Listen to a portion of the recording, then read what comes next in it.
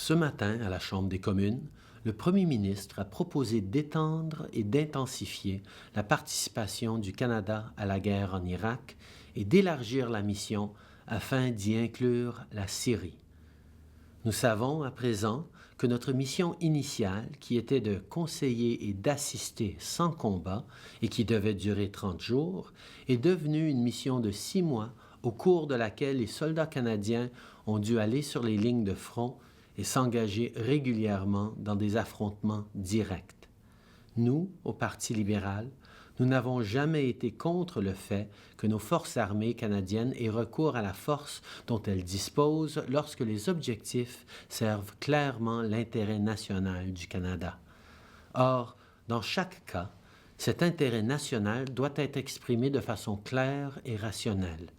Cette mission doit avoir des objectifs transparents et reposer sur un plan sensé pour les atteindre. La participation à des affrontements directs dans cette guerre ne sert pas les intérêts du Canada, tout comme elle ne formulera aucune solution constructive à l'énorme crise humanitaire qui frappe la région. Ce sont pour ces raisons que nous ne pouvons pas appuyer la proposition de prolongation et d'extension de la mission. L'automne dernier, nous avons déclaré que nous n'appuierions pas la motion déposée par le Premier ministre d'entrer en guerre en Irak parce qu'il n'avait pas proposé un plan clair et responsable. Les 4 principes de base que nous avions formulés à ce moment-là sont toujours d'actualité. Premièrement, le Canada a un rôle à jouer pour contrer les crises humanitaires et les menaces à la sécurité dans le monde. Deuxièmement, lorsqu'un gouvernement envisage le déploiement de nos hommes et de nos femmes en uniforme, la mission et le rôle du Canada dans cette intervention doivent être clairement définis. Troisièmement, pour démontrer le bien fondé du déploiement de nos forces armées, il faut le faire ouvertement et de façon transparente en s'appuyant sur une présentation des faits clairs, fiables et rationnels.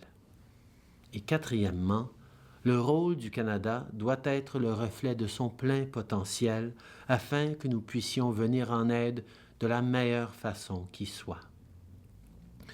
Nous avions dit que nous craignions fortement que le Premier ministre ait l'intention d'impliquer le Canada dans une mission de combat plus longue et plus prenante. Aujourd'hui, nous savons que ces craintes étaient fondées. Les Canadiens ont besoin de savoir dans quoi les entraîne le Premier ministre. Les Nations unies nous disent qu'après 4 ans de guerre sans merci, plus de la moitié des Syriens ont été chassés de leur demeure. Depuis des années, le peuple syrien est opprimé et terrorisé par son propre gouvernement sous le joug de Bachar al-Assad. C'est un homme qui a utilisé des armes chimiques contre ses propres concitoyens et dont le régime est coupable d'avoir torturé et tué plus d'innocents que même l'État islamique. Nous ne pouvons pas apporter notre soutien à une mission qui pourrait très bien consolider le pouvoir d'Assad en Syrie. En outre, le ministre des Affaires étrangères a explicitement comparé cette mission à celle menée en Afghanistan en disant « Nous sommes impliqués pour le long terme ». Eh bien, en Afghanistan, long terme s'est traduit par une décennie. Le gouvernement propose aux forces canadiennes de s'engager dans une mission de combat vague et sans fin, une mission que nous ne pouvons pas appuyer. Permettez-moi d'être parfaitement clair. Le Canada a un rôle à jouer dans la campagne contre l'État islamique, mais ce rôle doit servir nos intérêts nationaux et ce que le Premier ministre propose aujourd'hui ne remplit pas cette condition.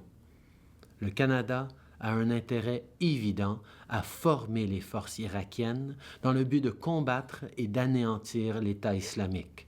Nous pouvons et devrions dispenser cette formation loin des lignes de front, comme l'ont fait nos alliés.